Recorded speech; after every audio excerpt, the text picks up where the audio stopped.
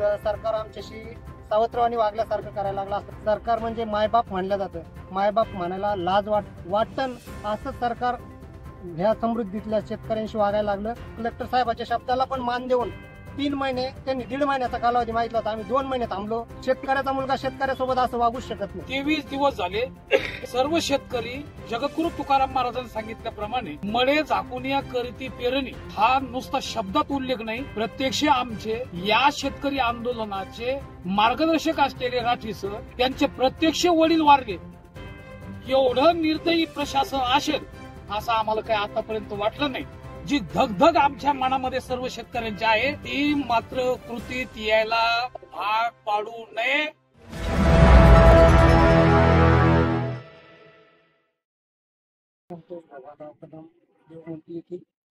समृद्धी बाधित शेतकरी आज आमच्या आंदोलनाचा 23वा दिवस. तुम्हाला सांगतो, आम्हाला जे मुंबई नागपूर जी समृद्धी झाला त्याच्यामध्ये त्या लोकांना 5 पट मोबदला देण्यात आला आणि आम्हाला जालना नांदेडवाल्याला 5 पट तर काय 2.5 पट द्यायला पण सरकार कानकूच करतं. ज्यावेळेस म्हणलं जातं ना सावत्रवाणी वागलं, तर सरकार आमच्याशी सावत्रवाणी वागल्यासारखं करायला लागलं असं म्हणायला हरकतच नाही. सरकार म्हणजे मायबाप म्हणलं जातं, मायबाप म्हणायला लाज वाटतं असं सरकार ह्या समृद्धीतल्या शेतकऱ्यांशी वागायला लागलं.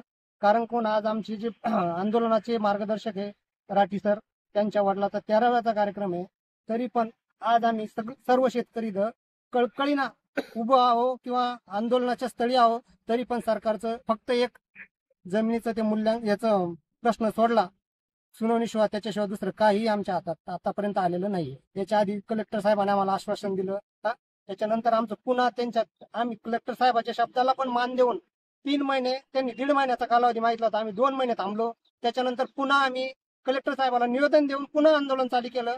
कलेक्टर साहेबाला पण आमच्या म्हणजे शेतकऱ्याची जाणीव नाही असं मला तरी वाटतंय. कारण कोणते सांगतात की मी शेतकऱ्याचाच मुलगा आहे, पण शेतकऱ्याचा मुलगा शेतकऱ्यासोबत असं वागूच शकत नाही. कारण कोण कलेक्टर साहेबाला बोलायची माझी तेवढी पात्रता नाही. पण काय, ज्यावेळेस माणूस फुल टाइम किंवा शेतीतले कामं किंवा आपले स्वतःचे व्यवसाय सोडून इथं थांबतं ना, त्यावेळेस काय कळकळी असती ती माणसाला ज्यावेळेस कळतं का त्यावेळेस माणूस बोलतोय. सरकारला म्हणजे सावत्रपेक्षाही म्हणजे काय बोलावं ते शब्द मला शब्दातही सांगता येणार नाही. कारण कोण सरकारने आमचं मिनिमम आता सोमवारी सुनावणी आहे, आम्ही मंगळवारी आत्मदहनाचा इशाराचं एक पत्र कलेक्टर साहेबाला देणार म्हणजे काही तोंडी नाही, फक्त सांगण्यापुरतं नाही, की आम्ही मंगळवारी परिवारासह म्हणजे मीच नाही तर आम्ही जितके बाधित शेतकरी सर्वच्या सर्व जाणार म्हणजे जाणार. आमचा शेवटचा पर्याय. शेतकरी आंदोलनाचा हा 23वा दिवस. प्रशासनाने एक सुनावणीचा कार्यक्रम जर सोडला तर बाकी आमच्याकडे त्यांचं लक्ष असं आम्हाला काही वाटायला आज तयार नाही. पूर्वीच्या काळामध्ये आमचे आजे पंजे वगैरे सांगायचे की राजाकार असे होते, इंग्रज असे होते आणि आम्ही कथा ह्याही ऐकून आहोत. फक्त ते असे होते असं फक्त ऐकून होतो, पण प्रत्यक्ष वर्तमान प्रशासनाचं जे नियोजन आहे ते कथित होतं ना, आज मात्र आम्हाला ते प्रत्यक्ष सर्व शेतकऱ्यांना अनुभवास येत आहे असं आम्हाला सर्वांना दिसतं. कारण 23 दिवस झाले सर्व शेतकरी खर तर हा जगद्गुरु तुकाराम महाराजांनी सांगितल्याप्रमाणे मळे झाकून या करीती पेरणी हा नुसता शब्दात उल्लेख नाही, प्रत्यक्ष आमचे या शेतकरी आंदोलनाचे मार्गदर्शक असलेले राठी सर त्यांचे प्रत्यक्ष वडील वारले. दुसऱ्या दिवशी ते फडकं बांधून तर आतापर्यंत ते या ठिकाणी आज 13वा आहे म्हणून ते या ठिकाणी आले नाही. एवढं निर्दयी प्रशासन असेल असं आम्हाला काही आतापर्यंत वाटलं नाही. आता आमच्या प्रत्यक्ष शेतीतले सर्व कामं, काही लोकांचे व्यवहार व्यक्तिगत लग्न वगैरे सर्व लोकांनी सोडले, शेतीतले कामं व्यक्तिगत बाजूला ठेवले. आज शेतचा 13वा दिवस असताना सुद्धा सांगितलं की शेतकरी आपले तिथं किती आलेले आहेत, त्यांची काही व्यवस्था आहे का, एवढी दक्षता घेत असताना सुद्धा प्रशासन आमची दक्षता घ्यायला तयार नाहीये.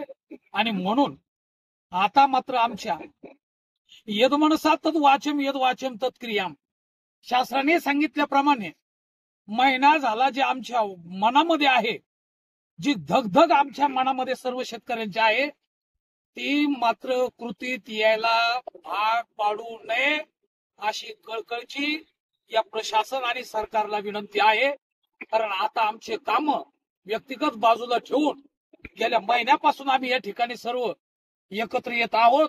एकमेकाचे सुखदुःख निश्चित रूपाने इथं जाणले तरी जातात, पण तिकडं जर शेतकरी असेल तर एखादा शेतकरी 100% आत्महत्या केल्याशिवाय राहणार नाही.